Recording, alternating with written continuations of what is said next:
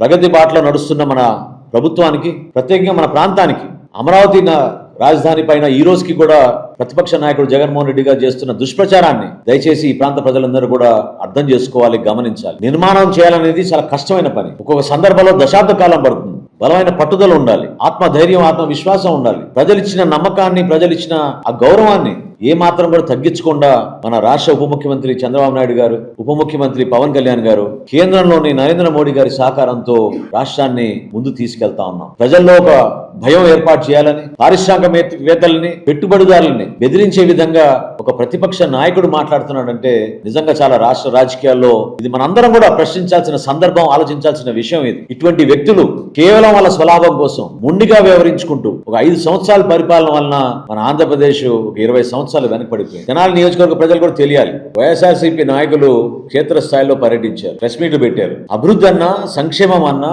స్పందించే మనస్తత్వం ఉన్నప్పుడే ఆ నిజాయితీ ఉంటుంది. కేవలం రాజకీయ లబ్ధి కోసం పదవులు కావాలి, స్వలాభం కోసం పదవులు కావాలనుకునే కొంతమంది మూర్ఖులకి ఈ సమాచారం అందిస్తున్న విధానం మీరు అర్థం చేసుకుంటే వాళ్ళకే తెలుసు. వైఎస్ఆర్సీపీ ప్రభుత్వం వారి చివరి సంవత్సరం ప్రభుత్వంలో ఉన్నప్పుడు మన తెనాలి నియోజకవర్గంలో ధాన్యం కొనుగోలు చేసింది 29 మంది రైతుల దగ్గర నుంచి. వాళ్ళు మొత్తం ధాన్యం కొనుగోలు చేసిన తెనాలి నియోజకవర్గంలో 288 మెట్రిక్ టన్నులు, కొలిబల్లో 144, తెనాలి మండలంలో 143 మెట్రిక్ టన్నులు వాళ్ళు ధాన్యం కొనుగోలు చేసి దానికి ఎంత వెచ్చించారు?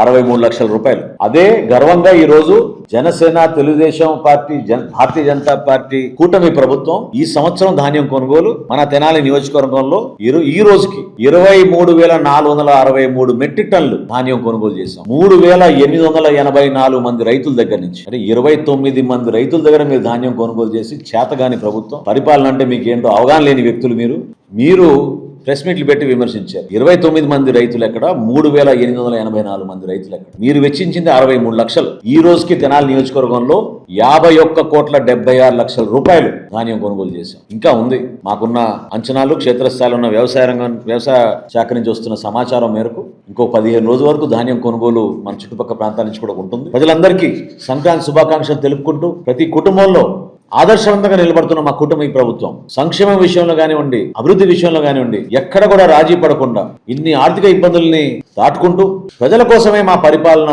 ఒక అద్భుతమైన అంకిత భావంతో పనిచేసుకుంటూ ముందుకెళ్తాం తప్ప వాళ్ళు చేస్తున్న విమర్శల కోసమో, వాళ్ళు ప్రజల్లో తీసుకొస్తున్న ఒక చెడు వాతావరణం కోసం మాత్రం మా ప్రభుత్వం స్పందించాల్సిన అవసరం ఉండదు.